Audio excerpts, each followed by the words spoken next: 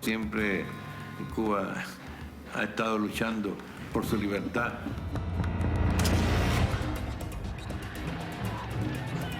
Murieron 100,000 personas. No pudo triunfar, pero cambió el país.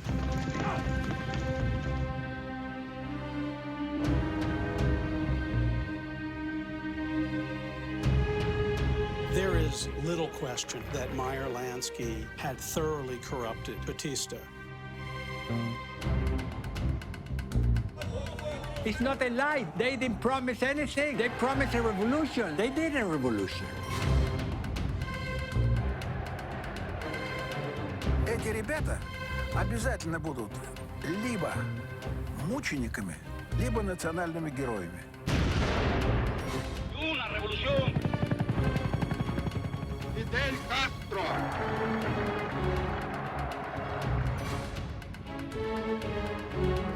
And he told Khrushchev, you should unleash the entire Soviet nuclear arsenals. Apocalypse.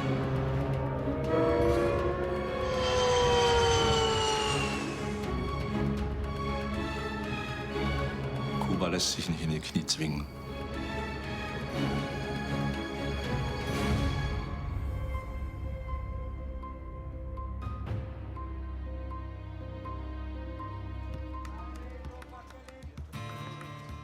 Today's Cuba is a curious mix of tropical paradise and quaint nostalgia. The island is renowned for its cigars, its rum, and its colonial beauty. But to understand Cuba today, you have to understand its tumultuous past, because for centuries, Cuba has been a hotbed for upheaval. How did Cuba become the hub of the slave trade?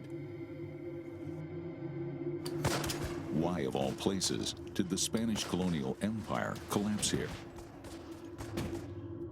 And why does the United States possess a military base in Cuba, at Guantanamo? Cuba bears the scars of 500 years of foreign occupation, but that does not mean that its people have ever given up their dream of freedom.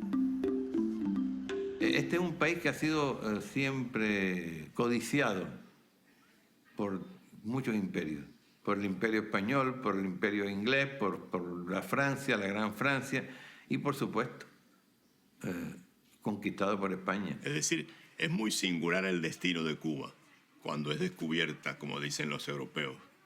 Yo estoy ya muy feliz de que muchos no lo digan, que habían descubierto América. Nosotros estábamos aquí antes que lo descubrieran. Cuba is the biggest island in the Caribbean. It spans 760 miles from east to west. That's roughly the distance from Washington, D.C. to Miami. Cuba's climate is hot and tropical.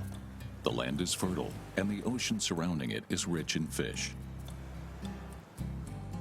For centuries, this has made Cuba a choice destination for immigrants and invaders. The first traces of human life in Cuba are more than 4,000 years old, predating the pyramids of Egypt. Cuba's native inhabitants lived in palm tree huts or caves. They subsisted on sweet potatoes, yucca, peanuts, as well as fish and game. They were also the first people to farm and smoke tobacco.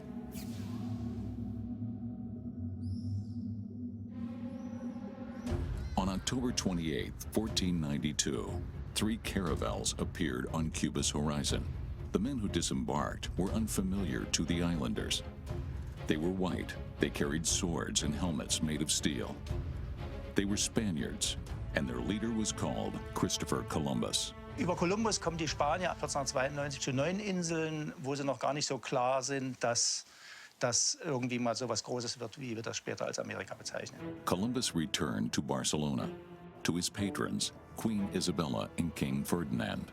They had financed his voyage, but he brought back neither gold nor silver, only some indigenous Cubans, whom he called Indians. In his diary, he wrote that they would make good slaves.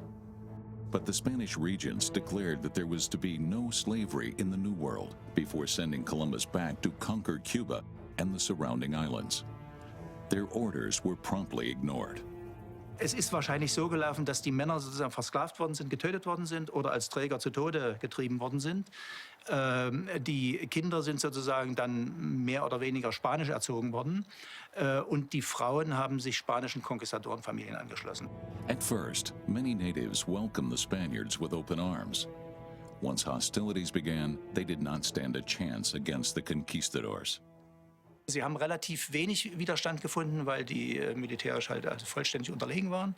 Und außerdem durch die schweren Pockenkrankheiten und Masern und alle möglichen Krankheiten, die die Spanier mitgebracht haben, quasi ausgerottet worden sind. Spanish swords and European diseases killed 90% of Cuba's inhabitants within a few short years. But the exchange of diseases went both ways. For Columbus's conquistadors also brought something back: syphilis. Nevertheless, Spain's triumph in the New World was unparalleled in history. In the name of the cross, the conquistadors spread death and slavery. Due to its strategic position, Cuba played a decisive role. El puerto de La Habana era la llave del Golfo, y a través de aquí, de este puerto, llegaba toda la riqueza de España y salía a su vez toda la riqueza de América, tanto el oro como la plata, como las maderas, como las especies. Kuba war eigentlich ein zentraler Baustein des ganzen imperialen Systems Spaniens, jetzt mit Blick auf Lateinamerika. Von der frühen Kolonialzeit an war Havanna der zentrale Hafen jetzt für den Umschlag von kolonialen Gütern, von all den Reichtümern. Es war der Hafen, wo sich die Schiffe ein- oder zweimal pro Jahr gesammelt haben für die sogenannte Carrera de Indias, wo sie dann im Verband den Atlantik überquerten. It took Spain barely 50 years to conquer the New World. They destroyed the mighty Inca and Aztec empires. The treasures of the New World were loaded onto Spanish galleons. En route to Spain, they gathered in Havana and added one of the island's precious plants to their cargo: tobacco. Throughout the 16th century, tobacco was Cuba's principal export. The natives of Cuba were the first to grow and smoke it. Spanish sailors and merchants took it around the globe. Because of them, Cuba became known as a tobacco island.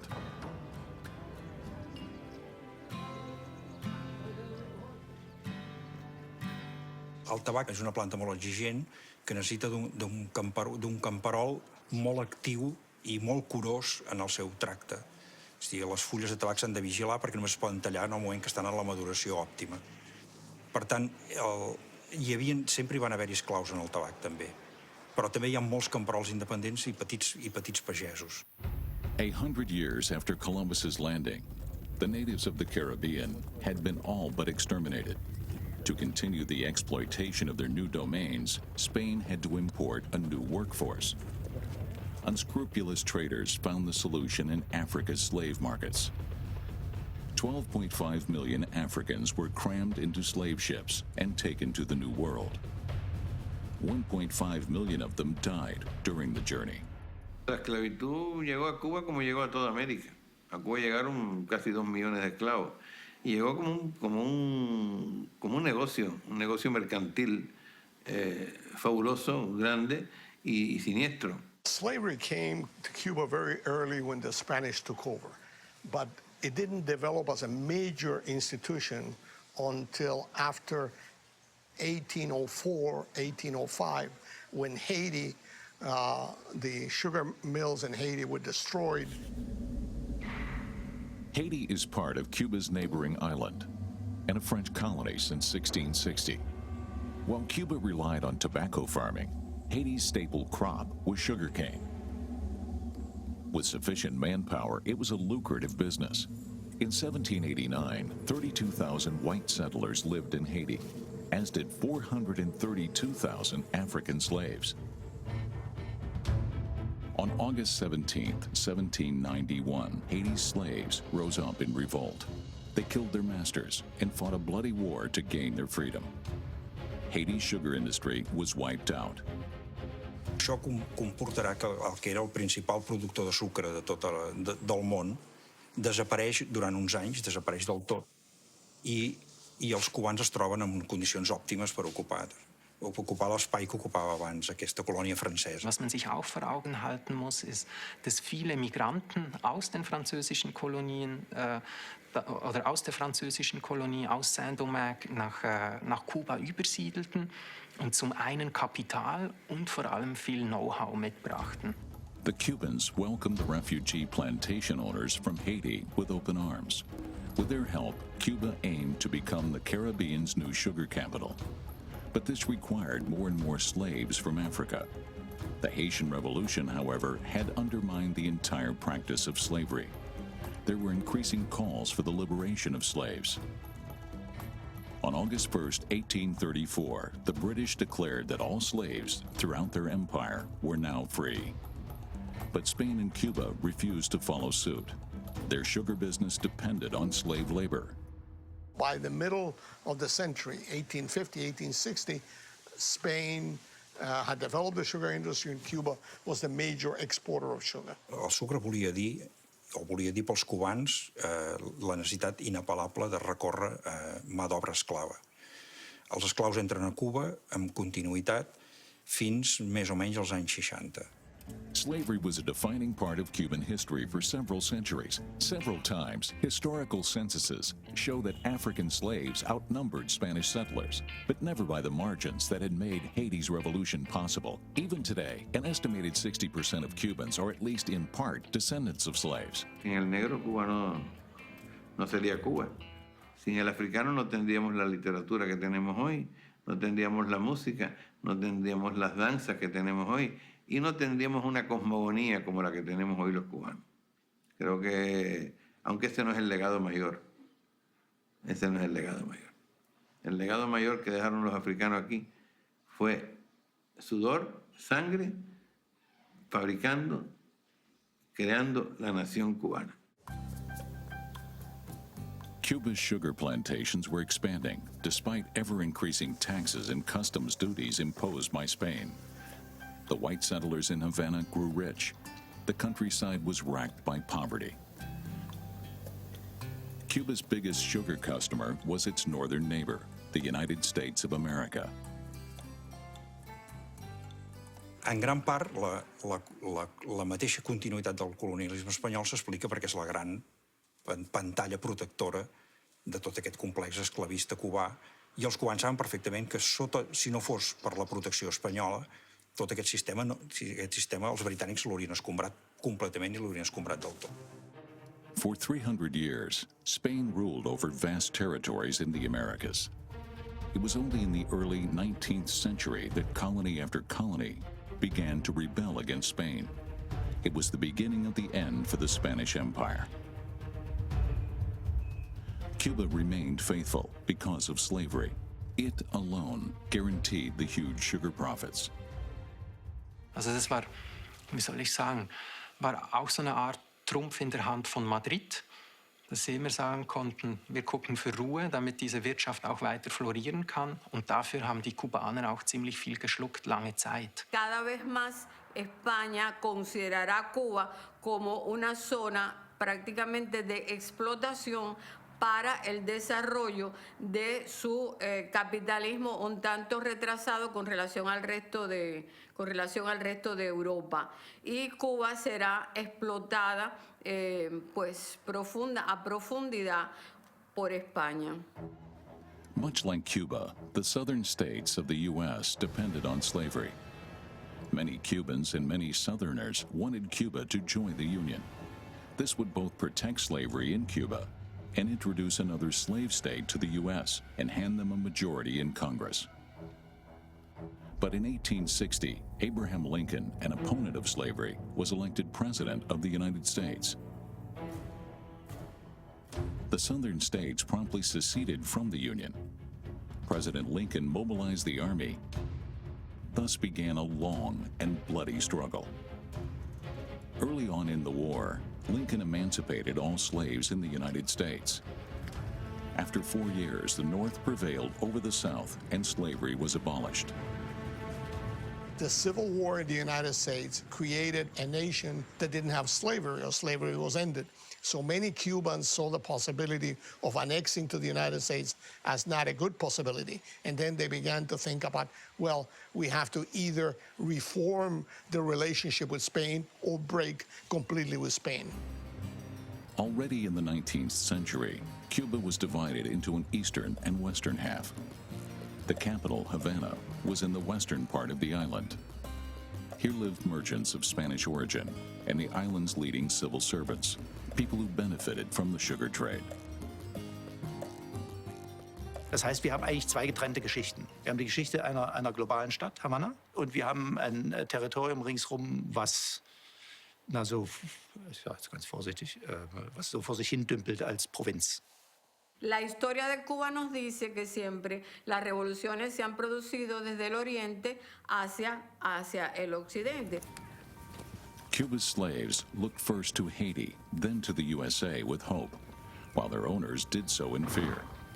America's former slaves were now free and entitled to payment for their labor. But their condition barely improved. Slave owners in Cuba, however, were in trouble. So wie ein Wink der Geschichte. Während Jahrzehnten haben die weißen Plantagenbesitzer und die Zuckeraristokratie immer einen Sklavenaufstand befürchtet. Aber dann, eigentlich wie eine Ironie der Geschichte, der erste Aufstand, es ist kein Sklavenaufstand, sondern es sind weiße, kreolische Plantagenbesitzer im Osten der Insel, die den Krieg vom Zaun brechen, 1868. Cuba's fight for freedom is forever linked with the name Carlos Manuel de Céspedes. He owned a small sugarcane plantation in eastern Cuba, but benefited little from Cuba's sugar profits. According to Céspedes, the reasons for this were Spain's excessive taxes and customs duties. On October 10, 1868, he called on all Cubans to rebel against Spain and declared the island an independent country. The next day, he freed all his slaves. Carlos Manuel de Céspedes s'est dit « Je libère mes esclaves et c'est ma première armée ». C'est peut-être un peu cynique comme interprétation, mais je la crois vraiment proche de ce qui s'est passé en réalité. In 1868, Spain's army in Cuba was 7,000 soldiers strong and augmented by 30,000 Cuban volunteers. Against them stood Céspedes, his allies, and their freed slaves. 12,000 men in all, most without any military experience. Es handelte sich einen Guerillakrieg mit sehr mobilen Einheiten auf kubanischer Seite, aber oftmals auch sehr schlecht bewaffneten Einheiten. Manchmal hatten nur wenige ein Gewehr und die meisten nur eine Machete. A century after Cuba's War of Independence, the Cubans' main weapon was given a cinematic monument. The film La Primera Carga al Machete shows how the slave's basic tool was transformed into a formidable weapon. El machete. Bueno, yo sé que nosotros tenemos un arma y que la sabemos usar y que los españoles lo saben y le temen como al mismo diablo. Pronto terminará ese ridículo y criminal intento al cual han arrastrado por la fuerza a varios paisanos. Spain sent reinforcements. 33,000 additional soldiers. Against all odds, the rebels managed to take most of eastern Cuba within just a few months.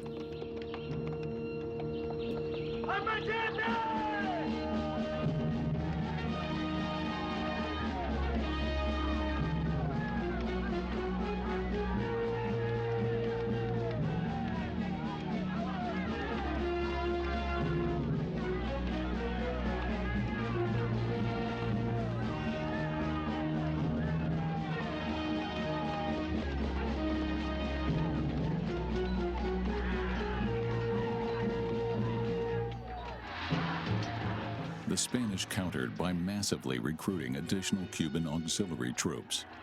And thus, Céspedes' rebellion becomes a civil war, as Cubans fight Cubans for the future of their country. Los españoles tenían diferentes estrategias militares que habían traído del mundo europeo, de su psicología, de sus escuelas, de sus conceptos militares, como se hacía la guerra en Europa. Y ellos consideraron, teniendo en cuenta la condición geográfica de Cuba, que es un país alargado y estrecho, que ellos podían dividir la isla. The Spanish Army constructed a system of trenches and watchtowers across Cuba. Their plan was to divide the island and limit the war to Cuba's eastern part. The wealthy West and the capital, Havana, were to be preserved. This line of defense did little to stop the rebels. Time and time again, they broke through, burnt sugarcane fields, and killed Spanish collaborators. But terror did little but breed more terror. Soon after, the Spaniards began executing captured rebels on the spot and without trial. On February 27, 1874, Carlos Manuel de Céspedes was killed by a Spanish bullet. Deprived of their leader, the rebel army disintegrated into a multitude of smaller guerrilla groups. The rebels could no longer win the war, but neither could the Spaniards. Militärisch sind ja diese Kriege praktisch nie zu gewinnen, sondern es braucht politisches Verhandlungsgeschick. Und das ist es dann eigentlich auch, was nach diesen 10 Jahren zu einem Verhandlungsfrieden führt, 1878. Murieron 100.000 personas, no pudo triunfar, pero cambió el país.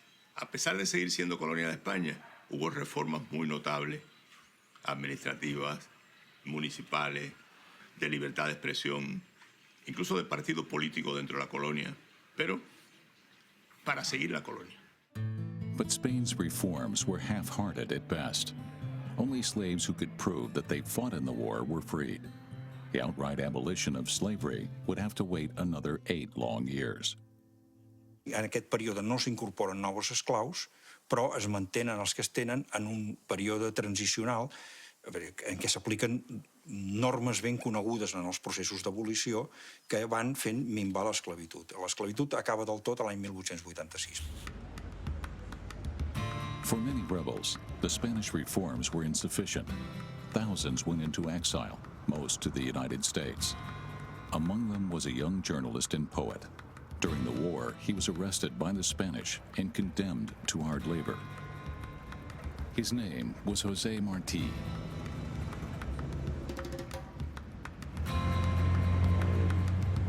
Quan José Martí marxa de la illa de Cuba, en gran part per la situació política cubana, i s'estableix als Estats Units, se n'adona que una part de l'exili cubà creu obertament i expressa obertament que es vol independitzar d'Espanya per mitjans insurreccionals. José Martí, si vous voulez, c'est un petit peu, j'allais dire, le Fidel Castro de 100 ans avant, c'est-à-dire un jeune homme de famille moyenne et qui s'est convaincu de la certitude que les Espagnols n'avaient plus rien à faire à Cuba. Él era llamado el maestro por los hombres negros, casi la mayoría, obreros o trabajadores empleados, que les daba clases por la noche en Estados Unidos. Fue a la vez, al mismo tiempo, un escritor de los más importantes de la lengua española del siglo XIX y un renovador de la poesía española. To this day, José Martí's poetry is famous around the world, even if many people don't realize it. In 1929, Cuban radio singer José Fernández Díaz composed a song from part of José Martí's work. The song is called Guantanamera, Guajira Guantanamera, Guantanamera. Long before Guantanamera, José Martí was already famous for his poetry while living in exile in the United States. Many of his works focus on Cuba's hard fight for freedom, which he had personally and brutally experienced. During the war, Martí was arrested by the Spanish and sentenced to hard labor. As a poet, he used his experiences to advance Cuba's dream of freedom, and in the name of this dream, he sought to unify Cubans in exile. He was the leader that brought together different factions within the Cuban rebels, Maceo, Máximo Gómez, and others, and brought them together to form an alliance. While in exile, José Martí's generals planned the war for their country's liberation. Their goal was simple: to free Cuba from Spanish occupation once and for all. To achieve this, they raised money among Cuban exiles in Miami, bought weapons, and shipped them to the island in secret.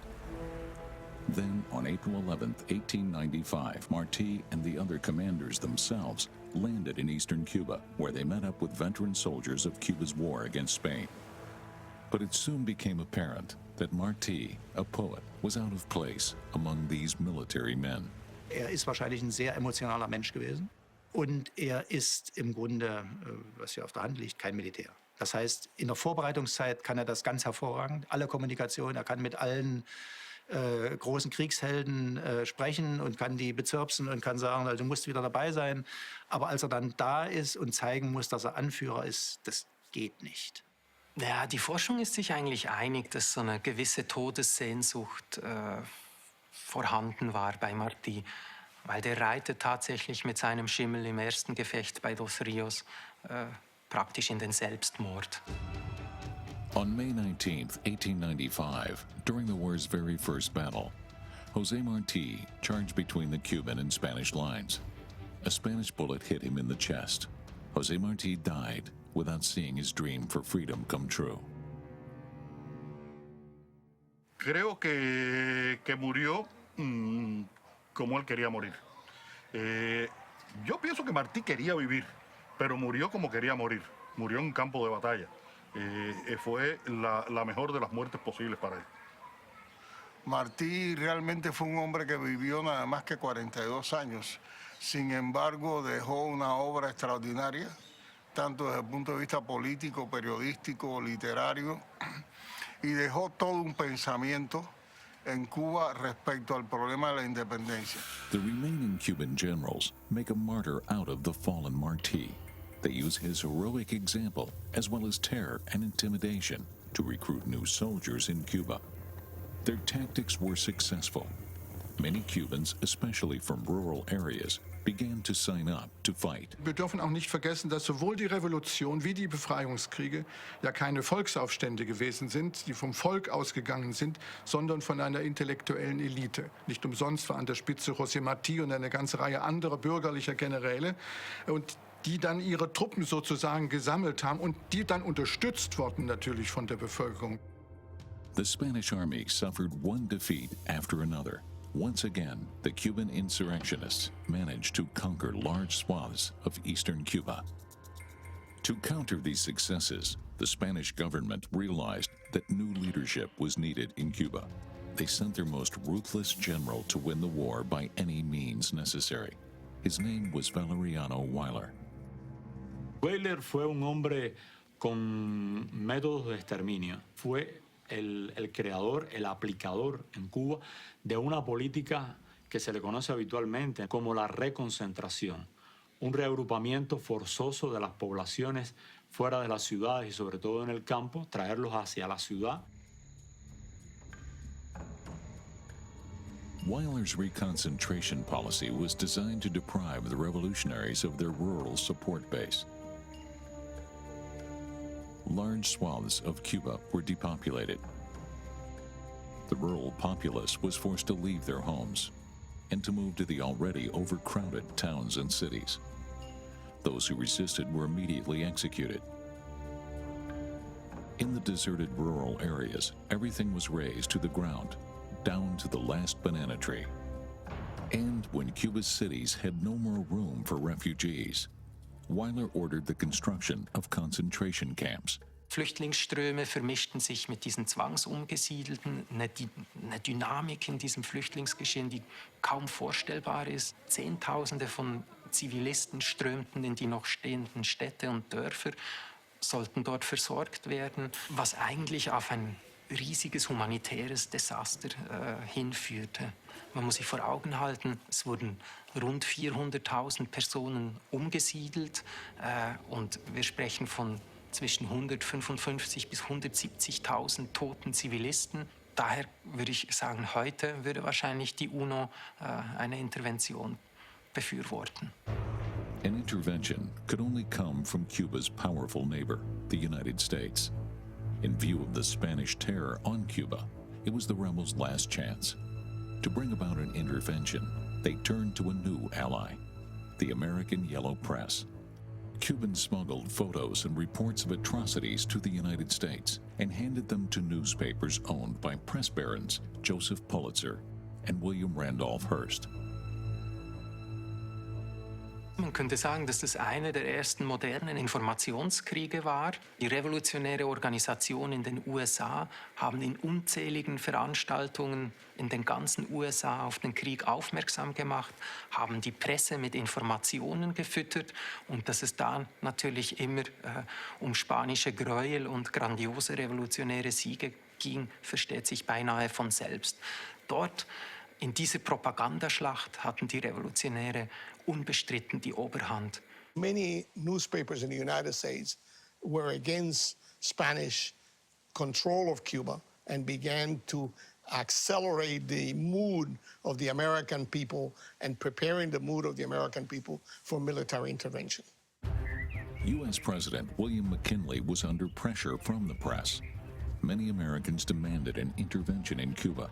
But McKinley did not want to drag his country into war. Instead, he sent Spain an ultimatum: free Cuba, or the United States would begin selling modern weaponry to the rebels. As a show of force, McKinley ordered one of the U.S. Navy's most modern ships to Havana in January of 1898. The USS Maine was just 3 years old, and its formidable 10-inch guns had a range of 18,000 meters.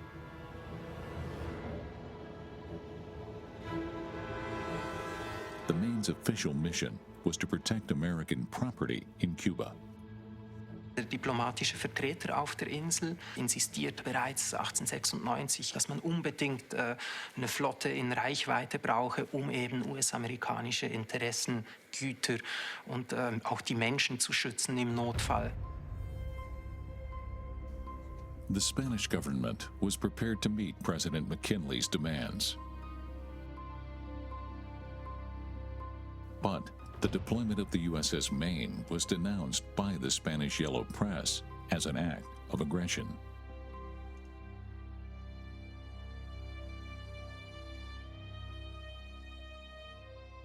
La proximité déjà fait qu'on peut imaginer une visite de courtoisie, mais on peut aussi éventuellement imaginer une visite de reconnaissance. En tout cas, rien d'hostile officiellement.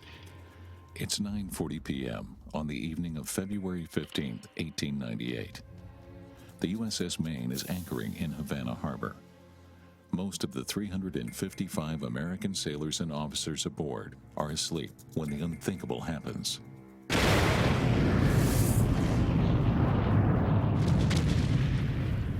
Without warning, a terrible explosion tears the ship in half.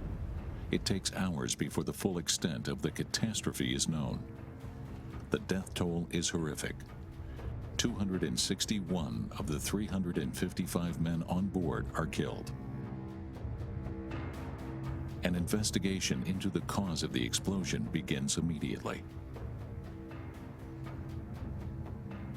There are several points of view. The Castro point of view is that the United States blew it itself to justify an intervention. Some people point out that the Cubans that were fighting against Spain may have blown it up to bring about an intervention. En mi opinión personal fue una provocación. Estados Unidos necesitaba un motivo para intervenir en Cuba y utilizó ese motivo, el motivo del Maine. Mir erscheint es naheliegend, dass eben eine spontane Fehlfunktion die Ursache war, weil wir das auf anderen vergleichbaren Schiffen in der Zeit auch beobachten können, kam es mehrfach zu solchen Explosionen. A U.S. warship sunk, hundreds of dead Americans. The American public was outraged. They demanded justice. After 2 years of relentless warmongering in America's newspapers, it did not take long until a culprit was found.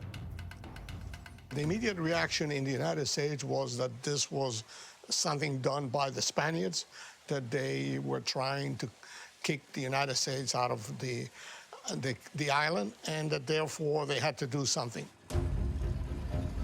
President McKinley finally caved to public pressure and mobilized the army. On April 21st, 1898, Congress declared war on Spain. The official objective was to give Cuba its independence. Additionally, Congress decrees that Cuba is not to be annexed to the United States. For Spain, the declaration of war was a disaster. Cuba es considerava part del territori nacional i, per tant, era una agressió d'una potència exterior respecte al territori nacional. Naturalment, per molts espanyols, això era considerat com una agressió inadmissible. The Spanish army in Cuba could not last long without reinforcements from Europe. To exploit this vulnerability, the U.S. Navy quickly established a naval blockade around Cuba. Spain's own navy found itself in the same trap as its army. Its ships were anchored in the port of Santiago, the largest city in the east of the island. Following the blockade, U.S. troops landed in southeastern Cuba without encountering any resistance.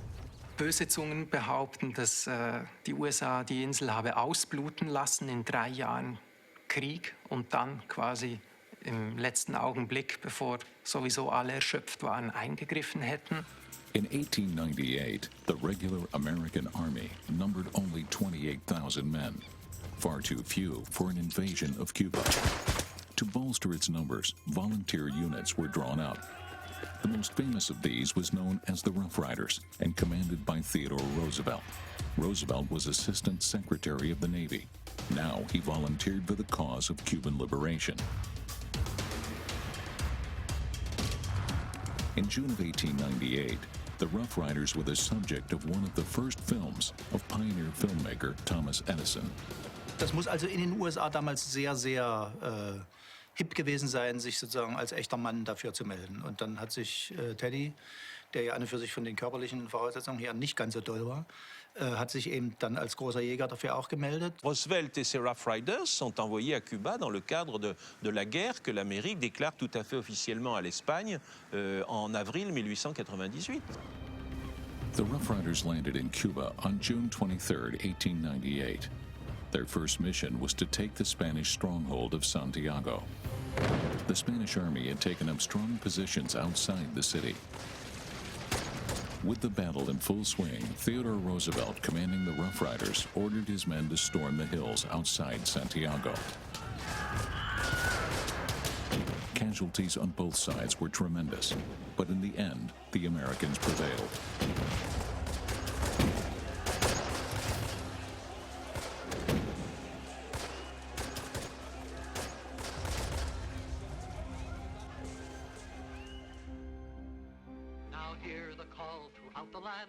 The battle brought fame and distinction to Roosevelt and his Rough Riders, but their actual contribution to victory has been hotly contested.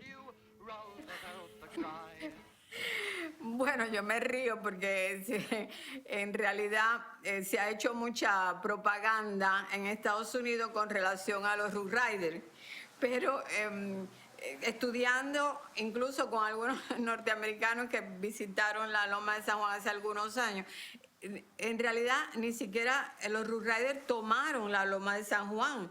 Fue una loma que está un poquito más adelante. La bataille de San Juan, je crois que ça a été la bataille la plus importante, mais il ne faut pas s'imaginer que c'est Austerlitz ou Waterloo. Hein. C'est une petite bataille, si vous voulez. Alors évidemment, à l'échelle de Cuba, c'est très important. À l'échelle de l'Espagne, c'est important.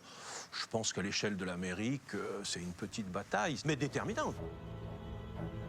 Following the victory, American troops and Cuban rebels laid siege to Santiago itself. This threatened not just Spain's army, but also its last chance of victory. The Spanish battle fleet still lay at anchor in Santiago Harbor. The fleet was outgunned by the U.S. Navy, blockading the harbor. But Spain's vessels, a mix of cruisers and destroyers, were more modern. Breaking out to the open sea was their only chance. On July 3, 1898, the Spanish fleet steamed out of the harbor to attempt the breakout. Gerade diese eher kleineren Schiffe hätten dann ja mit ihrer Mobilität den Nachteil wieder wettmachen sollen und über die Geschwindigkeit sich wieder einen taktischen Vorteil erarbeiten sollen. Das Problem war nur, dass beispielsweise bereits die hochwertige Kohle fehlte, um überhaupt Spitzengeschwindigkeiten mit diesen Schiffen zu erreichen. Und dazu kamen noch ungenügend ausgebildete Seeleute. The Spanish fleet included the armored cruiser Vizcaya, seen here in 1898. But the Spanish fleet soon found itself in dire straits because it was so brand new. Many gun turrets had simply not been finished. The cannons that were able to fire, sure enough, hit their targets, but most of the ammunition carried by the Spanish ships were filled with sawdust. These dummy grenades rained down on the American ships with little effect. The U.S. fleet had no such problems. The entire Spanish fleet perished in a battle lasting barely 2 hours. 323 Spanish sailors were killed. 1,729 were taken prisoner. On the other side, a single U.S. sailor was killed and 1 other wounded. Deprived of its fleet, the war was over for Spain. Das ist ein absolut tiefster Einschnitt für die spanische Geschichte. Also im Grunde gibt es eine spanische Geschichte vor 1898, Kolonialreich, und nach 1898 im Grunde ein europäisches Mittelland, was eine Randlage hat und absolut nicht mehr zentral ist. Spain surrendered and Cuba was jubilant.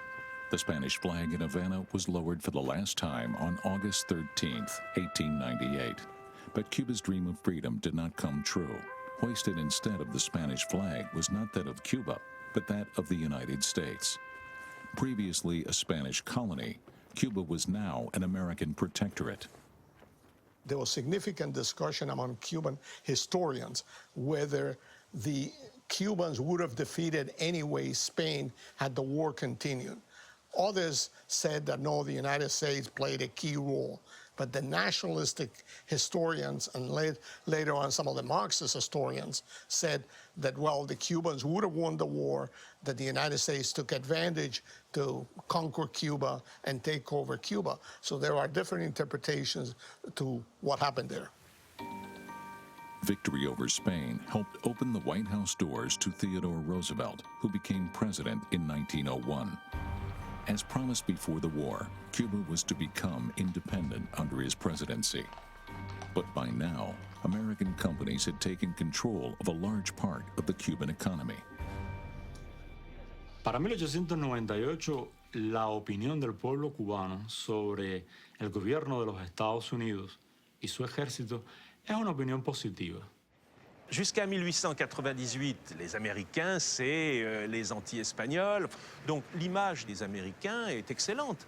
Bon, il est clair qu'à partir de 1898, et en tout cas pendant les années où ils exercent une domination militaire, puis un protectorat politique, il est clair que leur image, je dirais presque, s'effondre. Pour les Américains, Cuba a toujours été historiquement une terre au fond qui était une espèce d'appendice des États-Unis. Et c'est vrai qu'une fois que les Espagnols sont partis, eh bien, ils ont toujours eu un regard sur Cuba comme étant un peu un département américain. Donc ce n'est pas une colonie, mais ça lui ressemble quand même bigrement. The United States had gone from being Cuba's liberators to its occupiers. But Cubans were not content to endure further foreign rule. And after all, hadn't the Americans waged war against Spain to free Cuba? In exchange for withdrawing their troops, the United States government demanded serious guarantees. Another thing they did was the creation of a constitutional convention. So the Cubans got together and began to write a constitution for Cuba in 1901. At that point, a number of congressmen, led by a senator named Orville Platt, decided that in order to give Cuba its independence and the United States to withdraw, they have to have certain guarantees that American property would be protected, and if not, the U.S. would have the right to intervene. When the Cubans learned this, they immediately rejected the idea. Under the Platt Amendment, Cuba would not be a free country. And yet, as they well knew, without concessions to Washington, there would be no withdrawal of U.S. troops. The Cubans voted on it and accepted Many of them protested, but they accepted as a way of ending the war and ending the occupation of the U.S. The Platt Amendment also authorized the United States to establish military bases in Cuba. Among other locations, the Americans chose Guantanamo Bay in the extreme southeast of the island. The bay features a natural deep harbor, ideal for sheltering even large warships. Cuba tenía que ceder territorio para la actual base naval de Guantánamo, pues Estados Unidos fue concretando su control sobre Cuba. Ya desde el siglo XVIII, las potencias que están interesadas en el control del Caribe por el área de interés para la comunicación con el resto de América tenían sus intereses puestos en Guantánamo. At Guantanamo, the U.S. Navy built their biggest naval base outside the USA. At the same time, they began construction of the Panama Canal, linking the Atlantic and Pacific Oceans. From Guantanamo, the American Navy could control all shipping in the Caribbean. One of the interests of the United States was to protect the Panama Canal, which was at the time beginning to be built.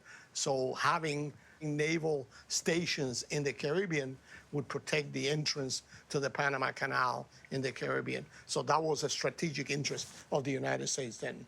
The U.S. has leased the Guantanamo Bay base from Cuba in perpetuity since 1903 for an annual rent of $4,085. The base itself is huge and features many amenities for U.S. sailors, like the only McDonald's restaurant in Cuba. But internationally, Guantanamo became infamously known for its prison camps and the human rights abuses committed here. Then, as well as now, the issue of Guantanamo is a flashpoint of tension between the United States and Cuba. Il y a des Américains armés, c'est-à-dire donc des gens qui manifestent une forme de souveraineté, qui sont implantés sur le territoire de Cuba. Alors il y a d'autres Américains, il y a les gens qui sont dans les sucreries, il y a des gens qui font des affaires, mais c'est pas la même chose. Là, on est dans le commerce, alors que la base de Guantanamo manifeste une souveraineté.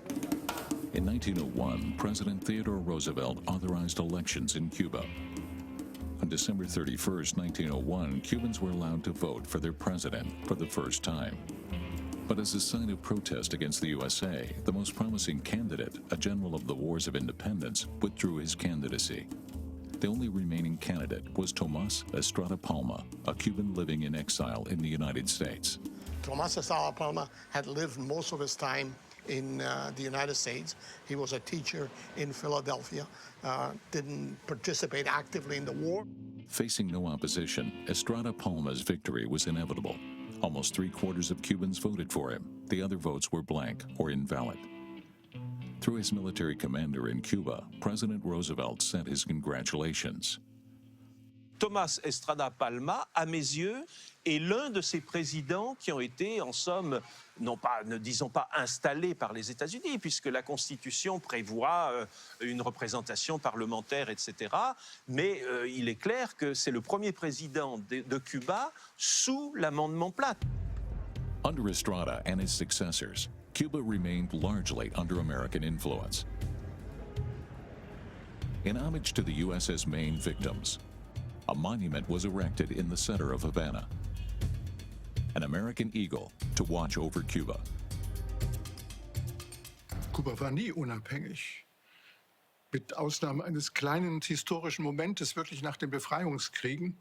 Aber schon haben die USA interveniert und haben Kuba sozusagen in ihre Zwänge genommen. Salimos de la dependencia colonial española y entramos en la dependencia semicolonial norteamericana. Así que siempre Cuba ha estado luchando por su libertad, por su dignidad y por su soberanía. In 1901, Cuba was allowed to take its first steps towards freedom. 400 years of Spanish colonial rule had ended, but Cuba's future was as uncertain then as it is today. The concept of democracy that the United States brought to the island was entirely new to Cubans and harder to implement than we can imagine today. And should Cuba begin to waver, U.S. soldiers stood ready to take over the island again. And so, since the times of Pulitzer and Hearst, since the USS Maine disaster, the Spanish-American War, and the U.S. occupation. Relations between the United States and Cuba have never been free of tension.